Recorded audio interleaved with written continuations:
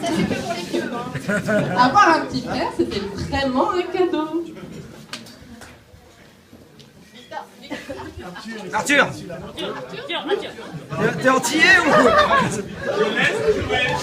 Je passe. 50-50.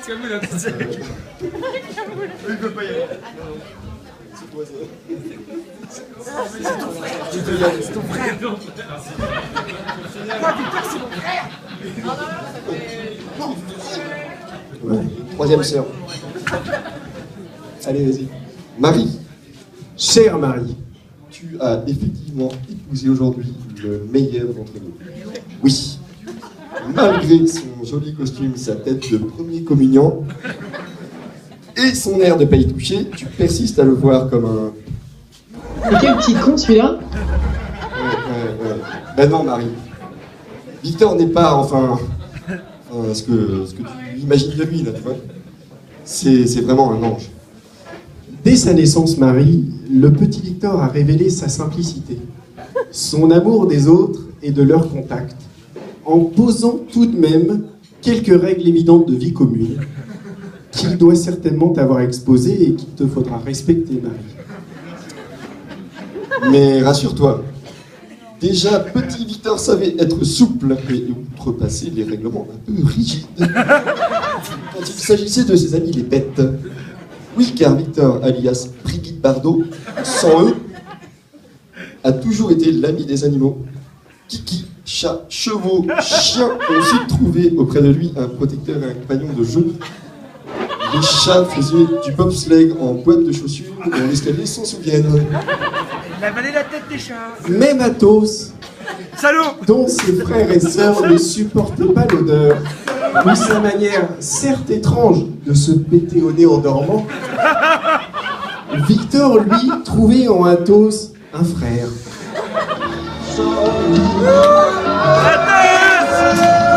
Athos. Un ami qui a quitté sa vie trop vite, trop tôt, trop brusquement pour une sombre histoire de gigot, occasionnant son premier choc sentimental et celui de sa mère. Il était gentil, fidèle, affectueux. Bon, d'accord, un peu collant. Très envahissant. Moi, c'était mon chien et je l'aimais bien. Mais ça, c'est une autre histoire. Revenons donc à nouveau autour des nombreuses qualités du petit Victor, et notamment celle de fin gourmet. Car si aujourd'hui Victor te concocte jour après jour des petits plats succulents, pâte à la carbo, pâte à la bolo, pasta al pesto, c'est qu'il a été un épicurien italien dès son plus jeune âge.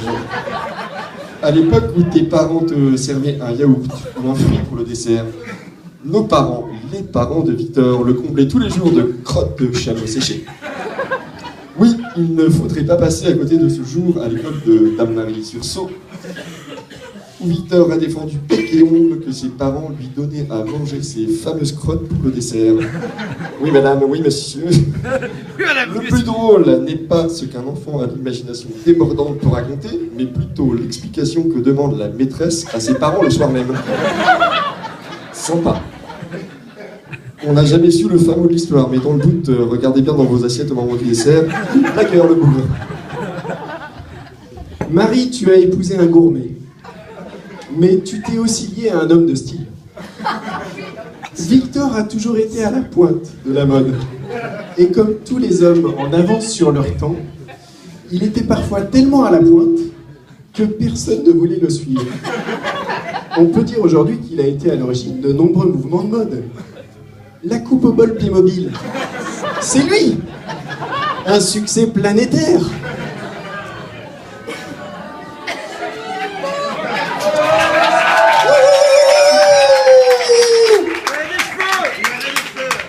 La veste à moumoute, c'est lui aussi.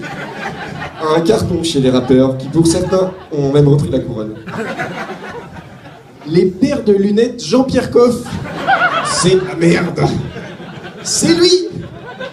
Il ne s'attendait pas à rencontrer un tel succès. La dentière, par contre, a beaucoup moins pris sur le grand public. On dit que Joe Star s'en serait inspiré, mais c'est tout.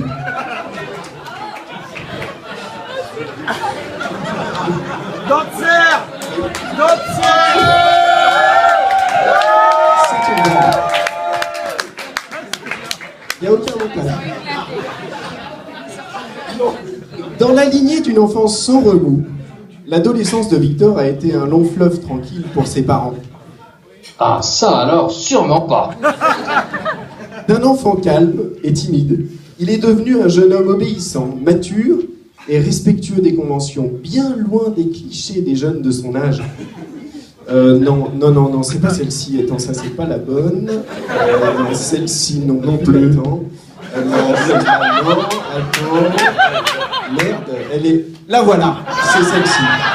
Ça c'est la bonne.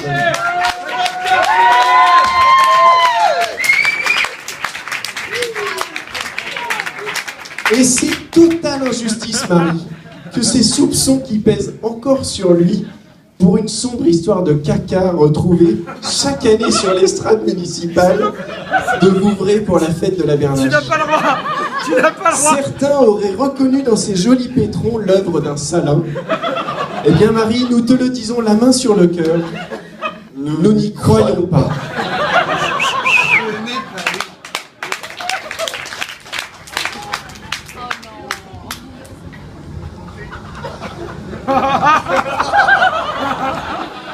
Non, il ne peut s'agir du même homme. Un adolescent modèle et bosseur. Au lycée, il passait son temps à l'étude pour travailler quand ses amis traînaient dans les parcs de la ville de Tours, ou filaient dans les appartements voisins pour fumer des clopes et boire des cafés. Café.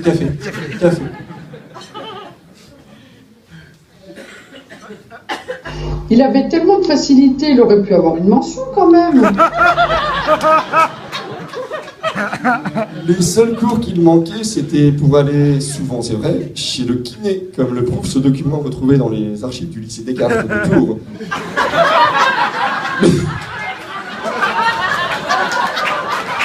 Mais c'était signé des parents.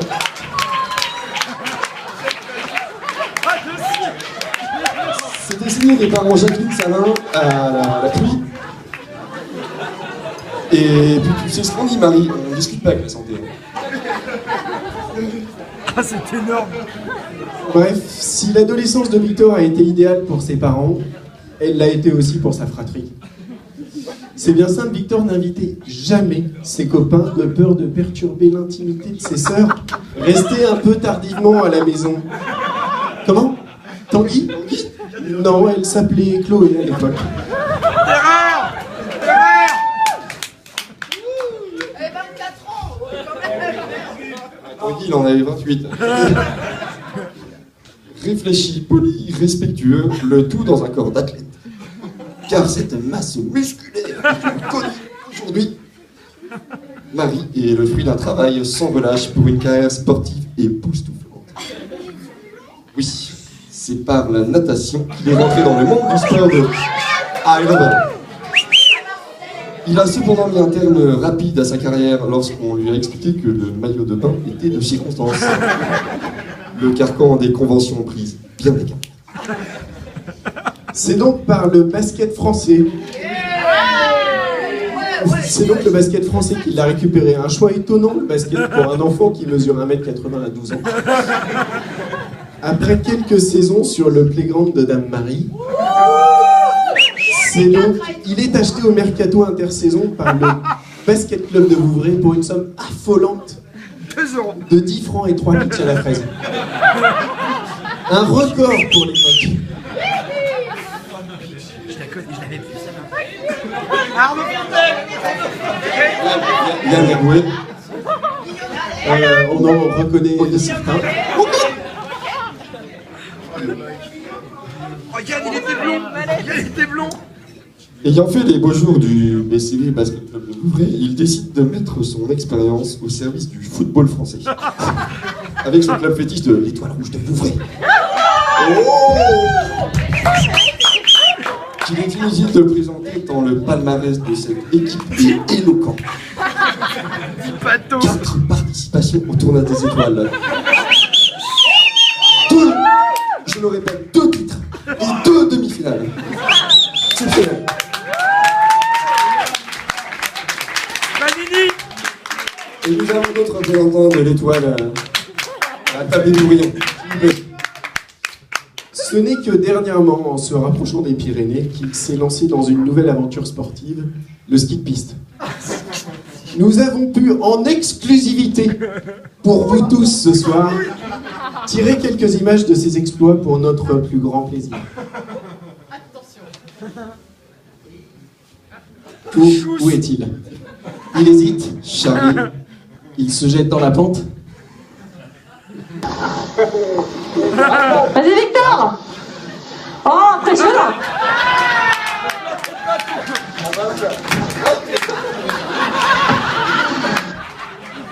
Une technique sans faille qui lui permet littéralement de dominer les éléments, maîtriser une peur soi-disant non maîtrisable et de pouvoir reléguer au fin fond du classement ses confrères de l'élite française du ski français tels que Desgranges, Gros-Piron, Killy et tant d'autres. Avec de tels atouts physiques, mais surtout des facilités, n'est-ce pas Jacqueline? Et une capacité de travail hors norme. Victor aurait pu prétendre aux plus hautes fonctions de l'État par le biais des grandes écoles, comme l'ENA, l'école des nains asthmatiques, qui délivre le ô combien reconnu diplôme du droit d'éternuer en public à l'Assemblée nationale. Et pourquoi pas sinon le SCP, l'école des sous-comme pochetrons, qui ne délivre rien de moins que le César pour tous les PMU de France et de Navarre. Mais depuis tout petit, ce dont Victor rêve, c'est d'être ostéopathe. Ostéopathe. C'est d'ailleurs après avoir refusé tous les ponts d'or que lui offrait le monde de la médecine qu'il s'est décidé à accomplir son rêve.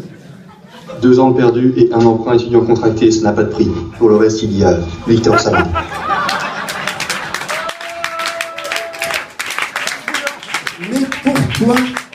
Mais pourquoi l'ostéopathie, Victor? Des mauvaises langues parmi les gens ici murmurent que Victor a choisi l'ostéopathie pour voir les femmes en sous-vêtements dans son cabinet. Il est vrai que Victor, et c'est bien là la seule étrangeté, Marie, qu'on lui connaît, entretient une relation particulière avec les sous-vêtements et autres attributs féminins.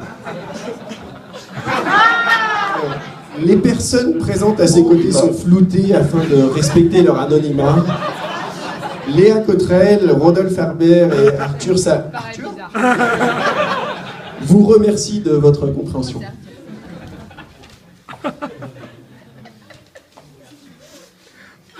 Même pendant sa formation à l'école supérieure d'ostéopathie, un lieu pourtant réputé pour être le repère de joyeux lurons,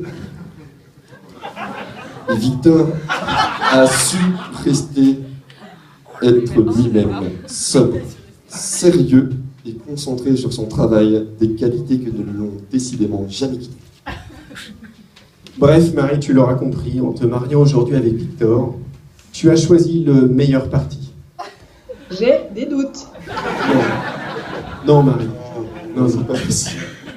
Victor, notre frère, notre ami, ton mari est non seulement un beau gosse, oui, un beau gosse, un BG.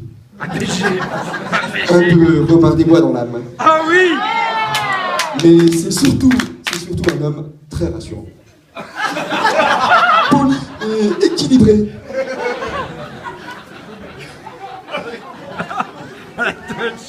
Et ce qui nous rassure, Marie, c'est de savoir Victor entre de bonnes mains. Celle d'une fille modèle, sage et tout aussi équilibrée. Mais ça, c'est une autre histoire.